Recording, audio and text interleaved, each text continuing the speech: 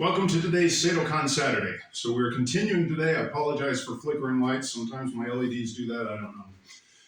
Continuing bunkai for Pinan Sandan at the Gokyu 5th Kyu level. The next moves in the kata, starting from here, again, vary from system to system. In Seidokan, we have a crescent kick before we step into the, what are sometimes called wing blocks or arm blocks. I was told way back when in the early 90s in Seidokan that, if you have your hands in your pockets, you'll block here, which is kind of silly to even conceptualize because there were no pockets in the Okinawan kimono or in the yukata of Japan. There were no pockets. Okay, maybe they had their hands in their belt like this and had to block. I don't know. But it seemed like a silly notion. Now, I will say that there is the paksao, lapsao, I forget which sao it is, but the elbow blocks in Wing Chun, which are valid elbow wing blocking. So there is such a thing as wing blocking, but to say it's because my hands are in my pockets and I'm going to do that is ridiculous. And it also doesn't account for me being sideways with this twist. So continuing with my assertion that Pinan Sandan is mostly throws, we're going to look at it from that perspective. Again, depending on the system, the style. In Seidokan, for example, it's a big knee up and then a side stomp into the horse as you turn. In a lot of other Shorin-ryu styles, it's simply a step in. In our Seidokan, we have a crescenting kick as we go. So we can apply conceptually any of those ideas as we use this technique.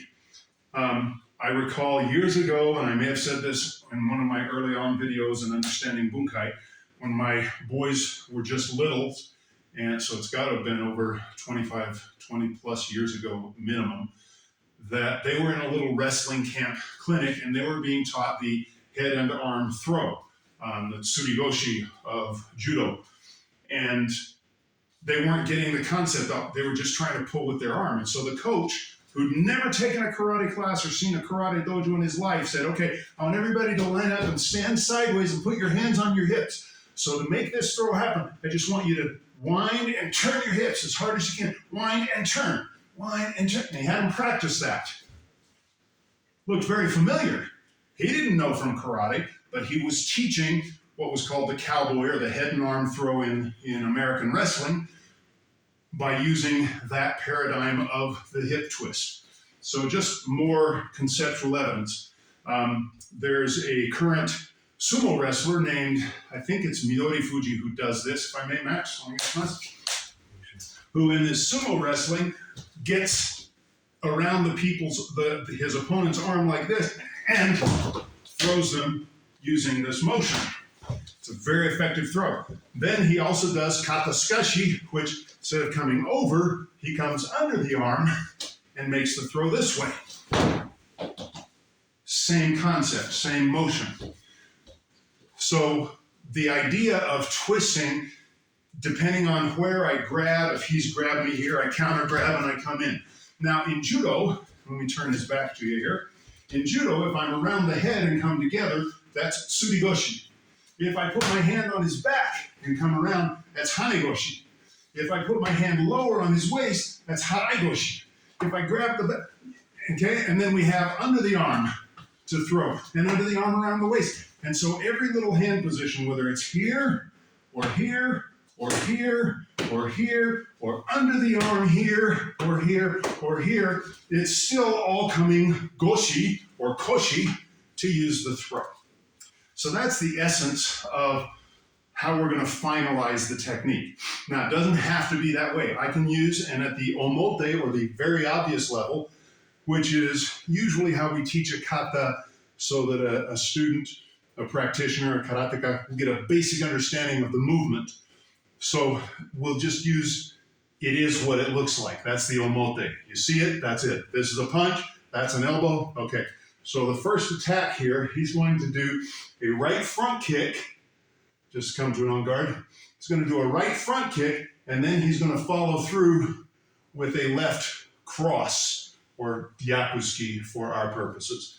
So from the front kick, hey, I use my crescent kick of Seidokan. I peel this through. Now I can wing block similar to Midori Fuji's kata skashi, and pop him down here, and come over.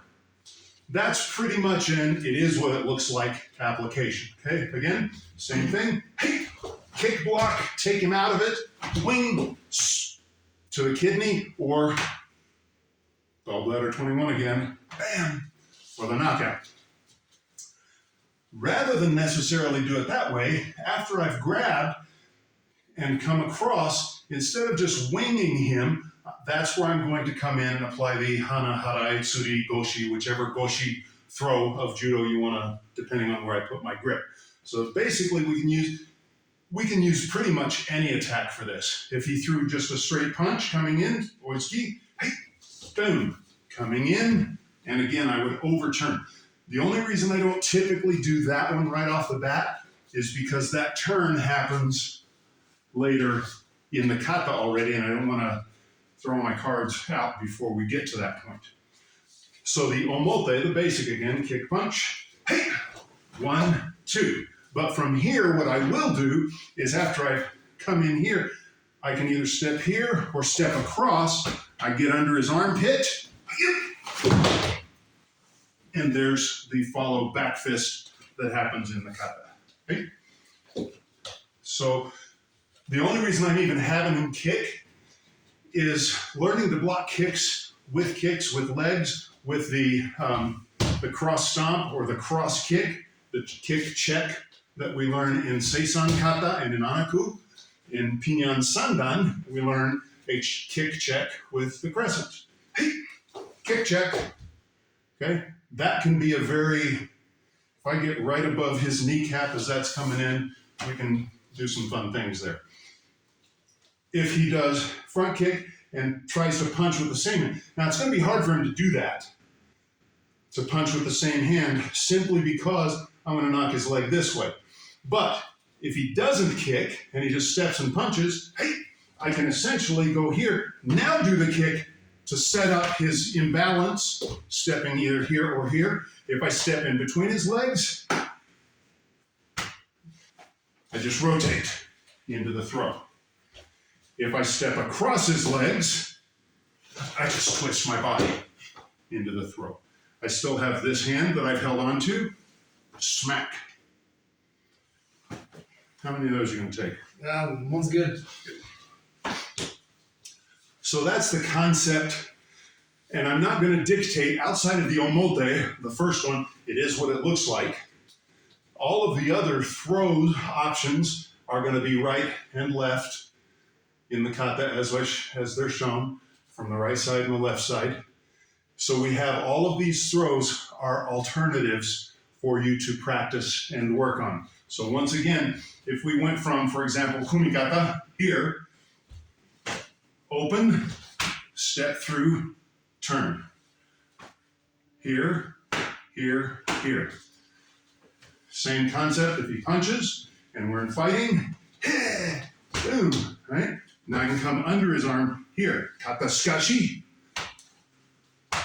I forget what the throw was. Harai goshi, ogoshi, I forget. It's one of the goshis. Here, lifting up with the hip, right?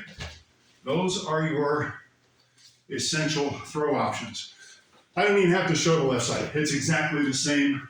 So basically the next two bunkai are just right and left side. If I'm only a right-sided thrower and I come up into a position with a guy who's got me from the left, if he's a left-hander like Max is, right, and we get into this grappling wrestling thing, I need to be able to go left as well. And again with sweat, dance with me. 1, 2, 3, 4, 5, 6, 7 throw options, plus between or across his legs. For the judo throws, they're all going to be across his legs and then even sliding my feet in toward each other to get him. Once I get him here, it's just a question of twisting my body to make him slam pretty hard. Okay? So that's our bunkai. Arigatou gozaimasu. For the next 2 moves, and again, this I'm bringing back again. In addition to the omote of checking a kick, if we're already in here and fighting, it can be just a short kick Notice what happens to the balance. It's very easy to affect the balance inside a guy here. Boom. And then the throw as I drop. Okay, thanks. That's our bunkai for next two moves of Pinan Sandan. Thank you for joining. It's always fun to throw. Get the mats out. I try to be very controlled throwing him. You have to hold him on the way down if you're going to do a hard floor. Get your mats out so you can practice actually getting some amplitude up and over the body as you effect the throws. Okay? Thanks for joining. Like, share, subscribe. Thanks for all those who have subscribed. Leave a comment, ask a question, tell a friend, ring the bell, do all the stuff. And until next week, as always,